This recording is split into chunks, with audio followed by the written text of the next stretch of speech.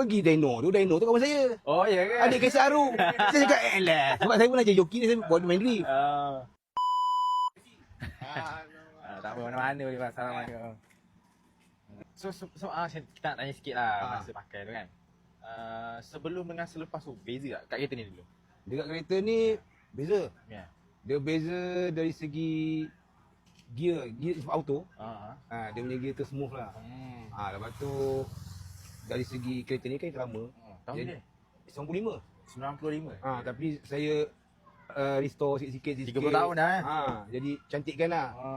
Kira sekarang ni start tinggal jalan je lah. Tinggal jalan je lah. Oh, dia restore balik lah kereta ni? So kalau segi gear tu nampak smooth sikit lah. Gear smooth. Dari segi apa? Charging electrical tu. Dia barang-barang electrical apa semua tu. Kalau dari segi minyak macam mana? Minyak memang jimat. Minyak yang mahal tu. Macam mana abang rasa jimat tu? Dia punya jimat tu senang cerita lah. Kalau sebelum ni isi 30, sini Shah Alam, sebab saya kadang ambil mertua dialisis kat Shah Alam season 13.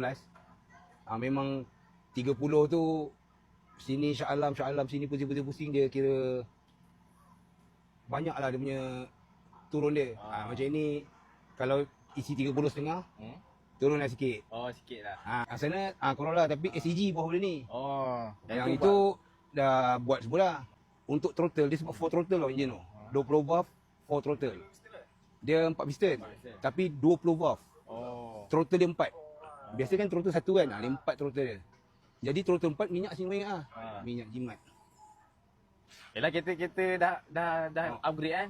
So minyak parah lah. Tapi kali ni memang minyak jimat. Lepas tu untuk throttle tu kalau kita pijak tekan, kalau sebelum dia macam cemuk, ini dia cut, dia terus pump tu support lah. Dia punya respon. Tu cakap, gila lah benda ni. Ni apa benda ni? Sampai satu part tu saya tengok orang-orang yang modify kereta pun ada review. Cakap sebab biasa kereta standard tau. Biasa untuk kereta standard orang akan review. Ni untuk kereta yang dah ada Hilux Stage 1 lah, ada Evo lah kan. Evo ni apa main? Kan? Ada apa? C22 tu apa? Serena kan. Pergi Dino tu kawan saya. Oh, ya ke? Adik Kaisar Aru. Saya cakap, sebab saya pun nak jadi joki ni, saya buat main drift.